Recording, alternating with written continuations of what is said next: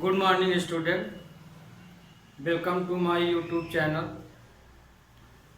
और आज अपने यूट्यूब चैनल में आप लोगों को कौन सी एक्सरसाइज पढ़ाई जाएगी 1.3।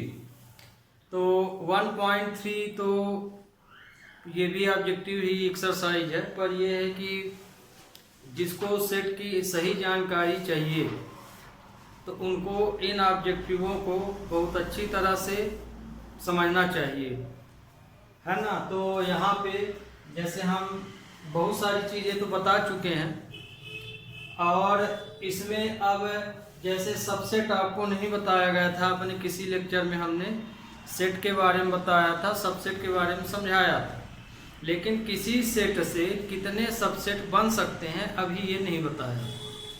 तो इसमें यही है, जैसे right all the subset given set, ये सेट दिया गया है, इनके कितने सबसेट बनेंगे हमको ये बताना है। तो आगे तो हम बताने से पहले आगे सबसेट बनाना सिखाएंगे। बनाना क्या इसमें दिया ही है, पर अपनी ओर से एक एग्जांपल लेते हैं। मान लीजिए हम कोई आपको एक सेट दे दिए फॉर एग्जांपल, क्योंकि आपको क्वेश्चन तो रटना नहीं है ना। डिफाइन यदि बन गया तो कोई भी क्वेश्चन दिया जा सकता है और आप उसको सॉल्व कर सकते हैं। तो मान लीजिए हम ABCD ये एक हम सेट लिए, कितना भी बड़ा सेट ले सकते हैं अपने आप। तो आपको हम डिफिनीशन बताए थे कि हर एक सेट स्वयं का सबसेट भी होता है, माने सेट तो है ही वो, लेकिन स्वयं का सबसेट भी होता है। मतलब कि ए की वैल्यू जैसे हम ये दिए तो ये सेट तो है लेकिन स्वयं के लिए सबसेट भी है। तो सबसेट का मतलब यहाँ ये होता है कि जितने भी एलिमेंट सेट के अंदर दिए गए हैं उनका आप कॉम्बिनेशन लिखिए कि कितने तरह से आप अलग अलग इस सेट से कितने तरह के अलग अलग आप सबसेट बना सकते हैं। तो सबसेट का मतलब तो आप जानते हैं, सेट का मतलब तो जान जाए, सेट के अंदर यदि एक भी एलिमेंट प्रेजेंट है वो सेट है। फॉर एग्जांपल यदि हम यहाँ 0 लिख दें तो ये भी एक सेट माना जाएगा, है ना। तो मतलब कि हम अलग अलग नंबरों को लिखें तो भी वो सेट होगा, 2 नंबरों को लेके लिखें तो भी सेट होगा, और यदि हम कुछ ना लिखें तो भी सेट होगा, क्योंकि 5 माना जाएगा। जैसे ये, तो ये भी एक सेट माना गया है, लेकिन इसके अंदर कुछ होगा नहीं। तो ये ध्यान रखिएगा कि किसी भी सेट के अंदर जिस तरह हम किसी भी वेरिएबल को पढ़ते हैं और यदि उसमें कोई भी डिजिट ना लगी हो तो हम हमेशा उसका कोफिशिएंट 1 मान के चलते हैं। इसी तरह से सेट में हमेशा आपका 5 प्रेजेंट रहेगा, है ना। ये मान के आप चलेंगे कि 5 उसमें है, पर वो लिखा नहीं रहेगा। तो अब इसमें देखिए, जैसे हमें इसका सबसेट बनाना है तो हम इसको कितने वैरायटी में, आगे तो A लिख सकते हैं, ये फिर B फिर C। आपको सबसेट बनाना है चाहे जिस ढंग से बनाइए, क्रम से लिखिए या बिना क्रम के लिखिए, पर ध्यान रखिए कि जितने तरह के बनते हैं वो पूरे आ जाना चाहिए।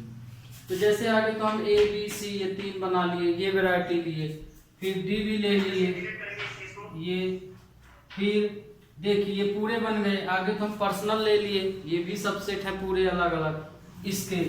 फिर AB को ले लिए ये, फिर BC, फिर CD, फिर DA, ये 2 के फॉर्म पे ले लिए, पहले 1 सिंगल ले लिए फिर डबल ले लिए, है ना। तो 2 का कॉम्बिनेशन हो गया।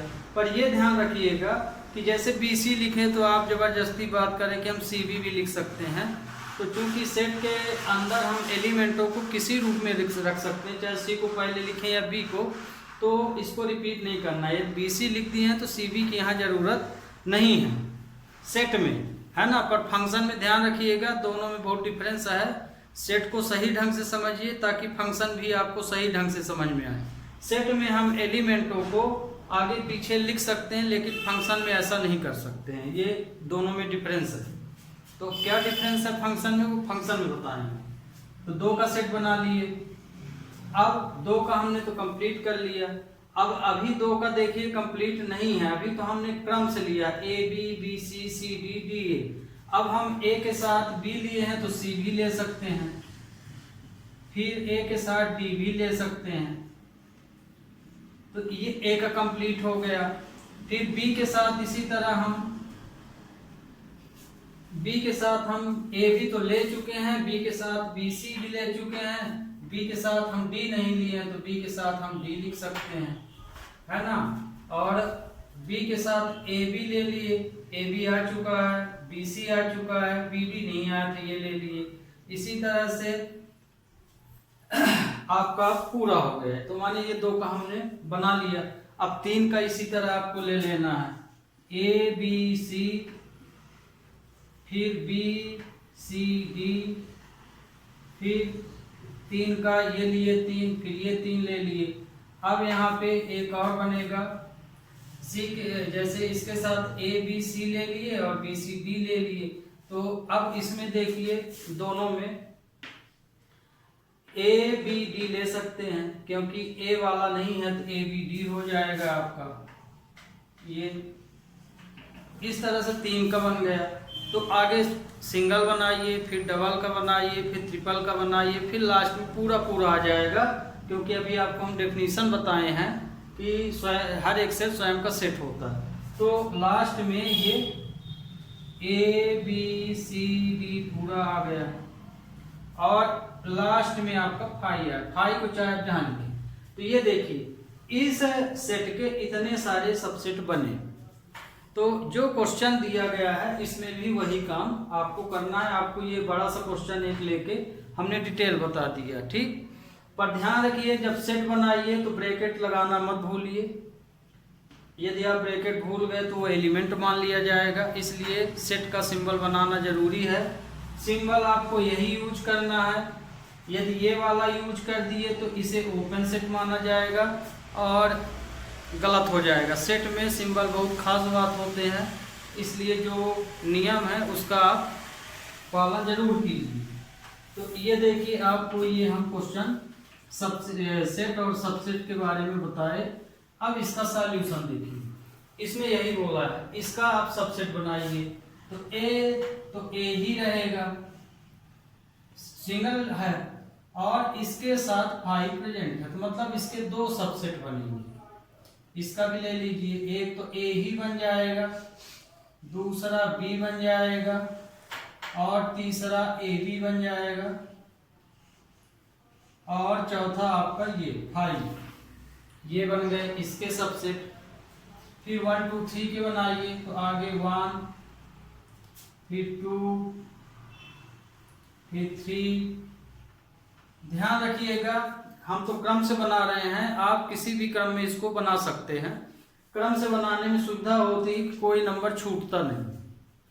फिर इसमें हम जैसे 1, अब देखिए यहाँ पे हम उस बार क्रम से A B B C C D बनाया था। अब 1 के लिए पूरी पोजीशन बना लीजिए और सरल है। 1 के लिए क्या क्या बनता है, 2 एलिमेंट, 1 2 हो सकता है और 1 के लिए 1 3 हो सकता है। ये 1 के लिए हो गया। 2 के लिए बनाइए, 2 के लिए 2 3 हो सकता है और 2 1 ऑलरेडी लिखा हुआ है, 1 2 आप लिख चुके हैं।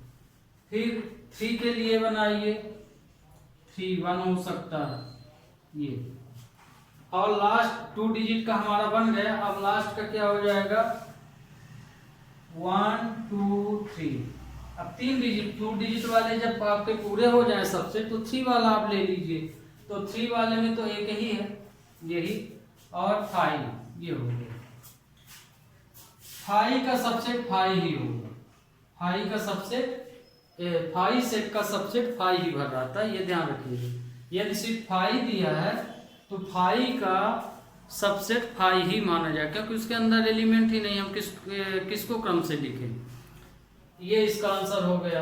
अब देखिए ये क्वेश्चन नंबर 5 में दिया है, हाउ मेनी एलिमेंट हैज पीए। पीए में कितने एलिमेंट होंगे इफ ए इक्वल टू 5। यदि ए की वैल्यू 5 है तो पीए में कितने एलिमेंट होना चाहिए। तो ए मीन्स क्या बोल रहा, 5, तो 5 मीन्स कुछ नहीं, उसके अंदर कोई एलिमेंट नहीं है। तो यदि ए के अंदर 5 है तो पीए के अंदर कहाँ से एलिमेंट आ सकते हैं, है ना, सीधी सी बात है।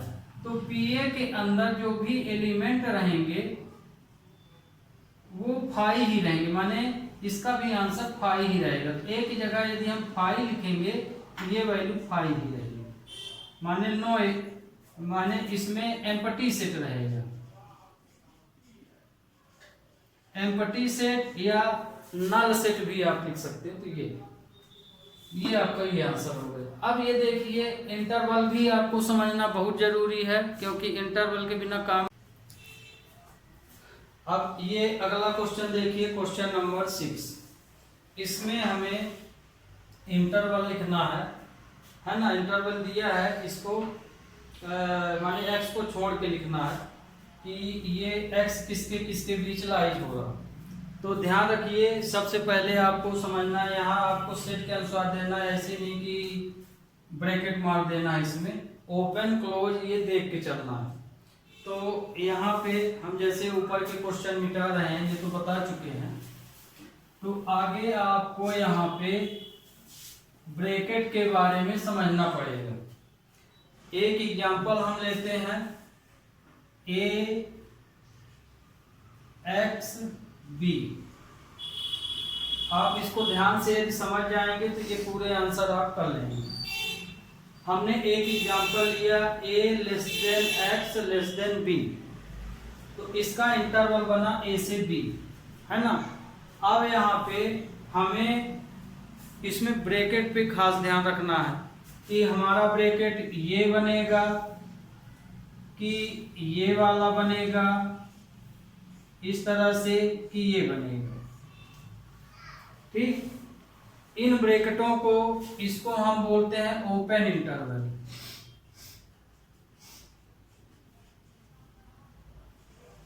ये ओपन इंटरवल है,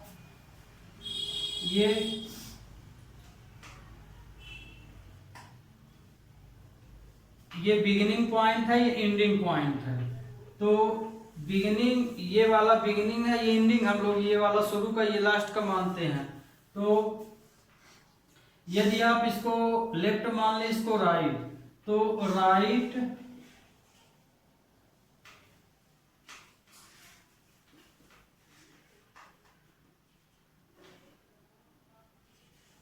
open and left is closed.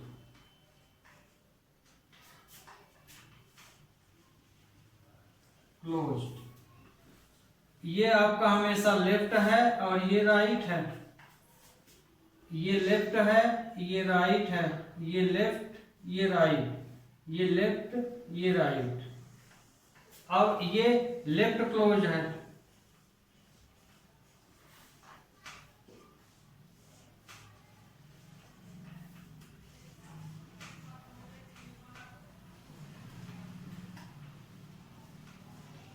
Right open है।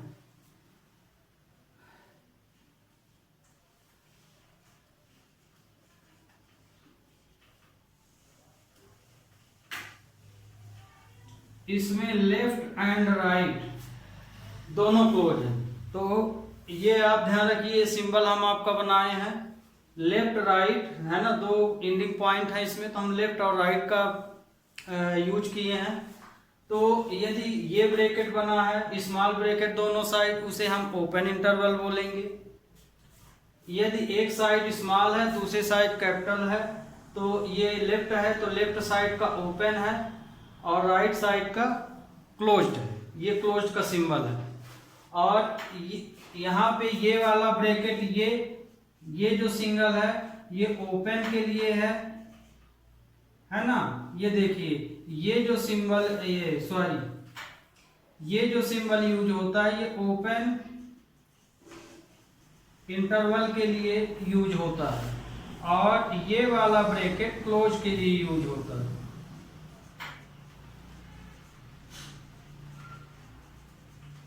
ये तो इसमें आप विशेष ध्यान रखिए, यदि ये सिंबल बनाएंगे तो ये क्लोज माना जाएगा, ये बनाएंगे तो ओपन। ये 4 कंडीशन है। तो अब आप इससे अच्छी तरह से समझ सकते हैं। हम लेफ्ट राइट ब्रैकेट में भी बना दिए हैं ताकि आपको ये समझने में दिक्कत ना जाए। हम राइट लिखें मतलब राइट साइड भी मान लीजिए, या अपने अनुसार जो भी आप दिमाग में बैठा लीजिए उसके अनुसार, पर ये क्लियर हो जाना चाहिए। तो ये देखिए हम एक एग्जाम्पल लिए। इस एग्जाम्पल में आपको ये चारों ब्रैकेट समझना है कि इस तरह से यदि कोई प्रॉब्लम लिखा है तो उसे हम ब्रैकेट फॉर्म में किस प्रकार डिनोट करेंगे। तो यदि देखिए यहाँ पे कोई भी प्रतिबंध ना हो, प्रतिबंध का मतलब ये कि हम उसके आगे के कोई भी नंबर ना लिख सके, तो वो प्रतिबंध होता है। तो ये देखिए इसका मतलब क्या है, x a less than x है। तो a लेस देन x है तो a x से छोटा है, तो x से छोटी तो हम इधर बहुत सारी संख्याएं लिख सकते हैं a के आगे। मान लीजिए यहाँ 3 है, यदि -3 तो हम यहाँ -4 -5 -6 इस तरह से लिख सकते हैं, है ना। जैसे ये a है तो a जो है x से छोटा है तो हम बहुत सारी छोटी संख्याएं लिख सकते हैं, माने ये इन्फिनाइट तक चला गया। फिर इसी तरह x जो है b से छोटा है, तो मान लीजिए b यदि यहाँ 4 होता तो x 4 से तो छोटा है, पर ये प्रतिबंध तो नहीं बताया गया है कि 4 भर से ही छोटा है, 4 से ज्यादा भी हो सकता है। तो 4 5 6 7 इसमें भी इन्फिनाइट तक जा सकते हैं, मतलब कि इसके दोनों किनारे खुले हुए हैं, छोटे और बड़े दोनों के लिए। तो इसका मतलब ये कि यदि यहाँ को इस तरह के सिंबल हैं, इसमें कोई प्रतिबंध नहीं है। प्रतिबंध का मतलब कि इसके साथ यदि ये साइन नहीं है, ये प्रतिबंधित साइन में आ जाएगा कि जो भी तुम वैल्यू लोगे वो छोटी हो सकती है और या कि बराबर हो सकती, पर हम उसके आगे नहीं लिख सकते हैं। जैसे इसमें हम इसके आगे लिख दिए, पर मान लीजिए यही एग्जाम्पल होता और यहाँ पे हम ये सिंबल ले लेते, तो ये देखिए इसमें तो हम इस कंडीशन के अनुसार हम दोनों साइड की संख्याएं ले सकते हैं। तो क्योंकि इसके दोनों साइड खुले हुए हैं, लेस देन के लिए भी और ग्रेटर देन के लिए भी, तो इसलिए इसका जो आंसर होगा ओपन होगा, माने दोनों साइड खुली हुई है। तो इसका आंसर होगा ए बी, इसका आंसर ए बी। आप यहाँ ये मत सोचिएगा कि हम ए और बी के बीच के नंबर लेंगे, यहाँ हमें इंटरवल बताना है ना। यदि कोई नंबर लिखना होता, सेट हम कैलकुलेट कर रहे हैं तो बात अलग है कि हम उसके बीच के नंबर रखते, पर हम चूंकि इसमें इंटरवल लिख रहे हैं तो इंटरवल में ये ही मेन है, बाकी नंबर आपको यहीं से स्टार्ट करना पड़ेगा, जहां से जहां तक दिया है वहां तक। तो इसका इंटरवल होगा ओपन, तो मतलब ए भी आंसर आएगा इसका। फिर अब इसी में हम दूसरा, ये पहला एग्जाम्पल हो गया, ओके। तो जैसे आपसे अब ये सेकंड नंबर लिख सकते हैं। फिर जैसे दूसरे में ये प्रतिबंध दे दिए, यही नंबर है, यहाँ 3 है यहाँ 4, तो अब इसका मतलब हुआ कि x जो है a से बड़ा है ना। तो x a से बड़ा है या a x से छोटा है, तो माने a के बहुत सारे ऐसे नंबर हैं 3 के अलावा भी कि जो x से छोटे हैं।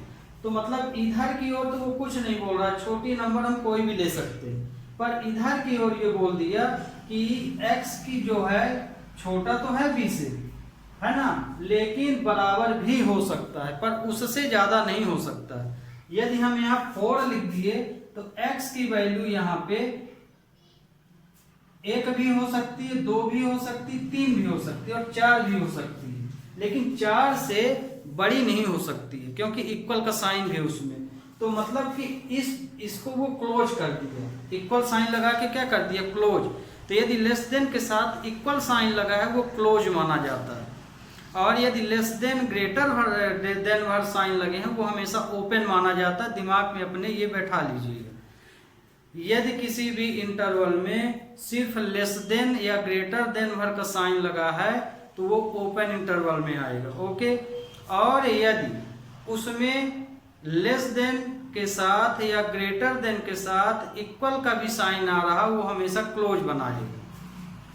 तो ये देखिए ये हुआ, तो ये क्लोज हो गया, ये ओपन हो गया। वैसे भी आप अब टिक के अनुसार देख लीजिए, इसमें ये सिंबल है लेस देन के साथ इक्वल, मतलब ये क्लोज हुआ, इसमें सिर्फ लेस देन है इसलिए ये ओपन हुआ। अब आपको टिक भी समझ में आ गई होगी। तो इसका आंसर होगा इधर पर ये ध्यान रखिए कि किधर की ओर ओपन, ये वाला ओपन, तो इधर ये ब्रैकेट लगेगा, ओपन की साइड ओपन ब्रैकेट, तो ये ओपन में है इसलिए ए, और ये क्लोज में है इसलिए ये ब्रैकेट लगेगा। समझ में आ गया आपको? फिर अब इसमें ये ले लेते हैं, ये प्रतिबंध,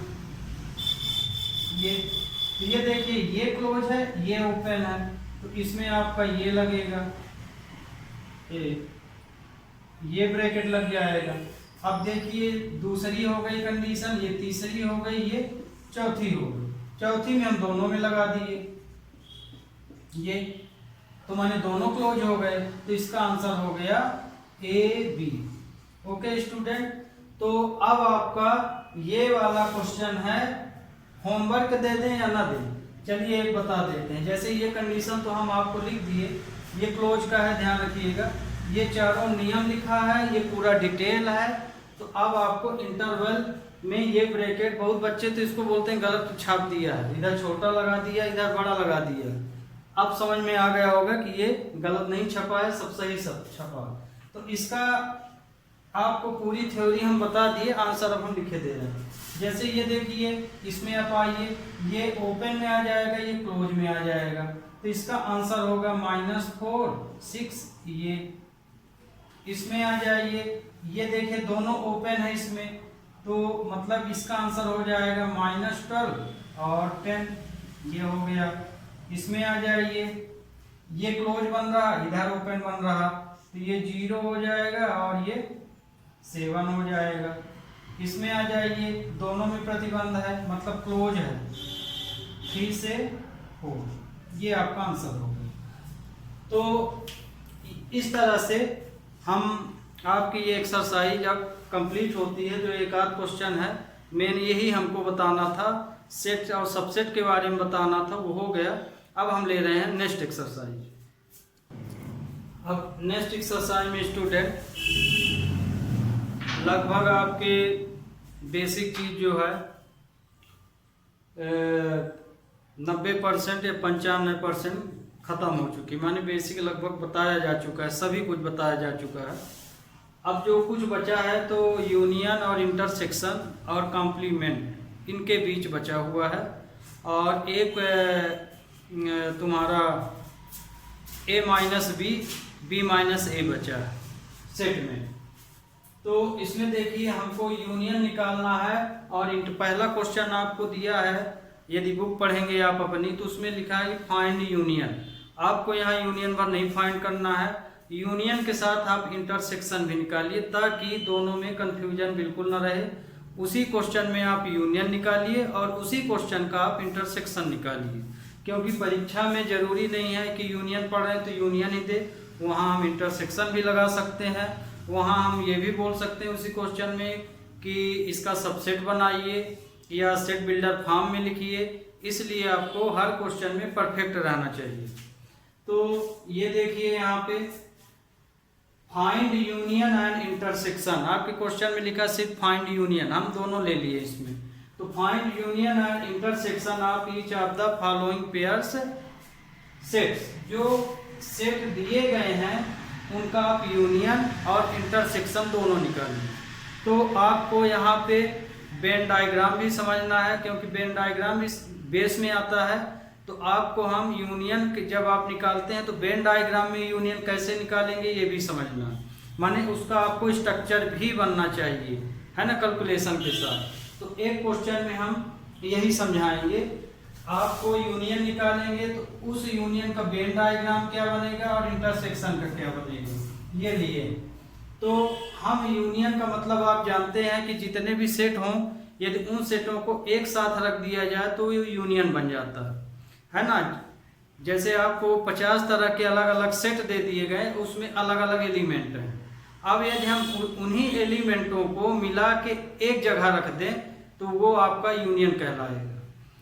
इंटरसेक्शन क्या है कि बहुत सारे सेट हैं और उन सेटों में सब कॉमन चीज क्या है उसको भर हम लिख लें, वो इंटरसेक्शन कहलाता है। तो जैसे इसका हम यूनियन निकालेंगे, x यूनियन y, है ना, यही ना यूनियन, ये यूनियन का साइन है। तो मतलब ये कि x और y में जो एलिमेंट दिए गए हैं उनको एक साथ लिख दीजिए। तो लिखने का पहला तरीका आप ऐसा भी अपना सकते हैं, यदि जान गए तो डायरेक्ट भी लिख सकते हैं। हम एक बार इसको स्ट्रक्चर के अनुसार लिखे दे रहे हैं। तो 1 2 3 ये x की वैल्यू हो गई, ये y की, इसका हम यूनियन निकाल रहे हैं। तो यूनियन का भी डेफिनेशन क्या बताए, जितने भी एलिमेंट हों अलग अलग सेटों को उनको एक साथ रख दीजिए। तो हाँ, नंबर रिपीट नहीं करना है, 1 2 3 5, ये हो गया यूनियन, 1 2 3 5, नंबर को रिपीट नहीं करना। तो ये x यूनियन y। अब इसी का ये तो पहला आंसर हो गया, सॉल्यूशन फर्स्ट, है ना, यूनियन निकाल लिए। अब सॉल्यूशन सेकंड में हमको इंटरसेक्शन निकालना, ये इंटरसेक्शन का साइन। तो इंटरसेक्शन मतलब जो एलिमेंट दोनों में कॉमन हो, जैसे SCF आप लोग करते हैं उस तरह से। तो 1 3 5 इंटरसेक्शन 1 2 3, ये तो इन दोनों में कॉमन क्या है, 1 3 माने 1 3 एलिमेंट कॉमन है, तो इंटरसेक्शन आया 1 3। तो इसका आंसर आपका हो गया ये। इसी तरह आपको इसको करना है। अब इसको देखिए, वेन डायग्राम बनाना है। तो वेन डायग्राम क्या कहता है कि एक यूनियन है, एक बक्सा बनाइए। बक्सा का मतलब कि जितनी भी चीजें हैं सब इसी के अंदर।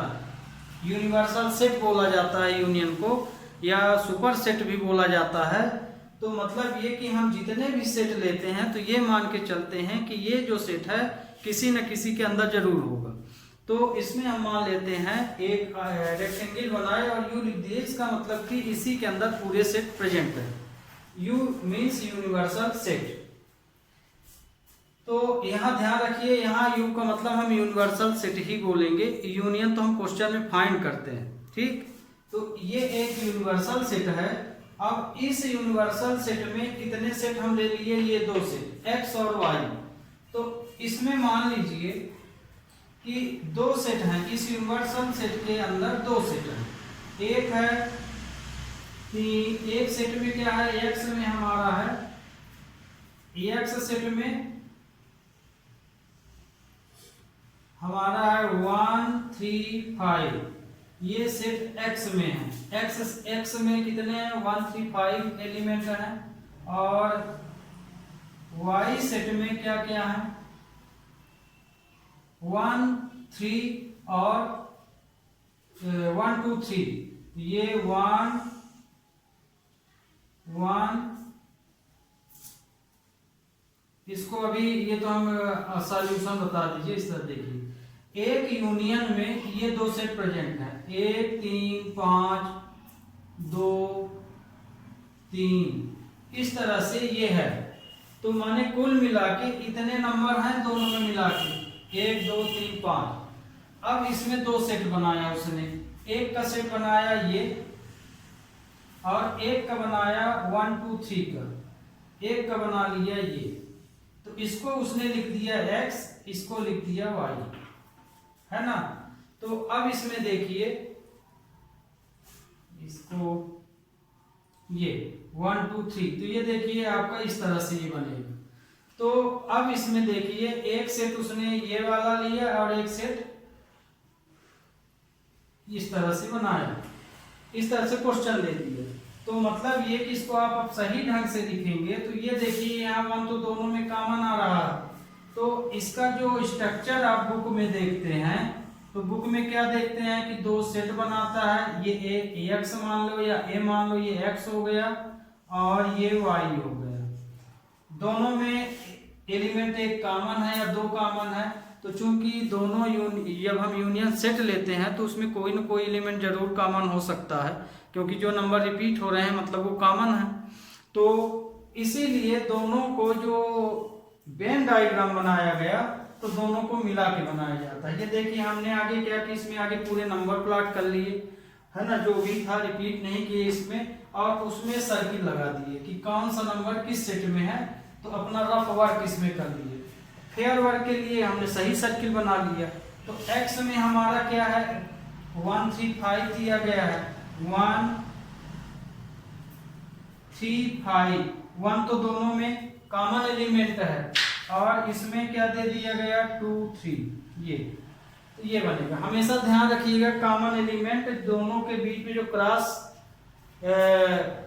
वैल्यू बनी है ना, जहां कर्व सर्किल एक दूसरे को काटते हैं वो कॉमन एलिमेंट कहलाता है।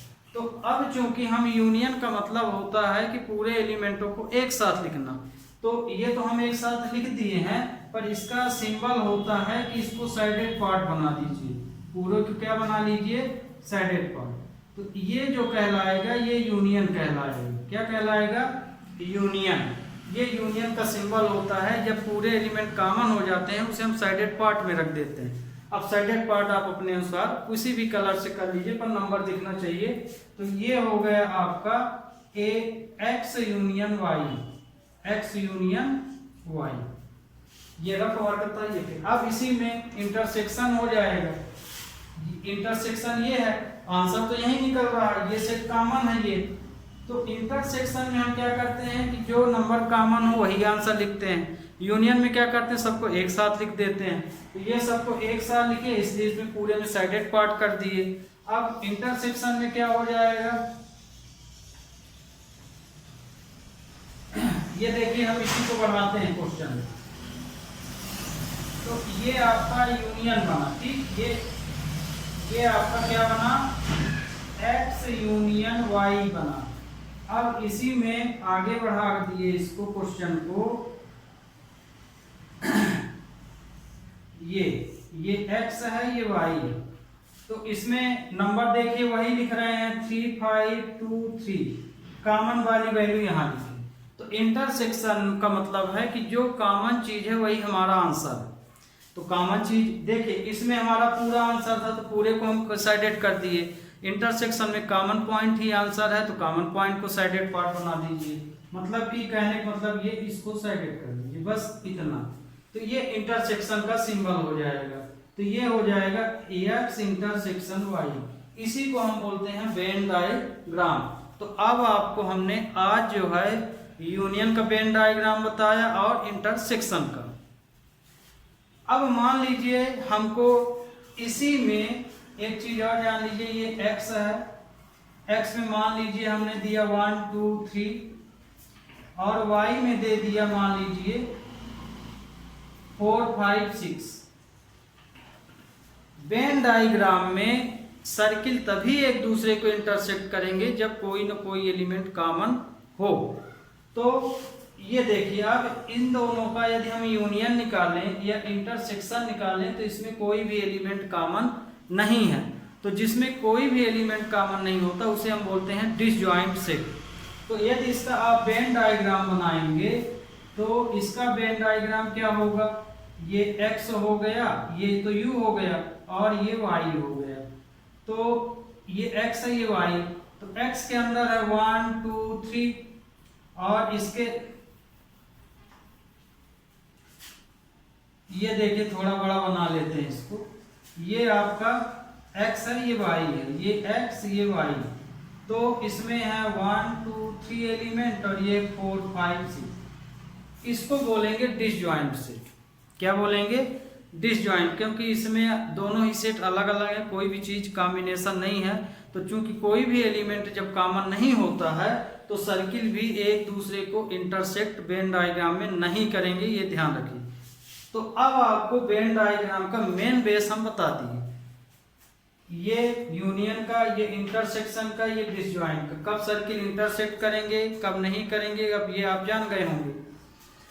तो इसका सेकंड नंबर आप कर लीजिएगा। ओके, तो ओके स्टूडेंट, आप एक्सरसाइज 1.3 के सॉरी 1.4 का पहला क्वेश्चन अब आप अपने से कर लीजिए। 2 क्वेश्चन हम बताए हैं, जो को पहले क्वेश्चन में 2 क्वेश्चन और हैं, लेकिन निकालना दोनों है यूनियन और इंटरसेक्शन। तो सेट बिल्डर फॉर्म में है तो आगे उसे टुबुलर फॉर्म में ले आइएगा और फिर यूनियन और इंटरसेक्शन निकाल लीजिएगा। ओके, आज के लिए बस इतना ही। Have a nice day.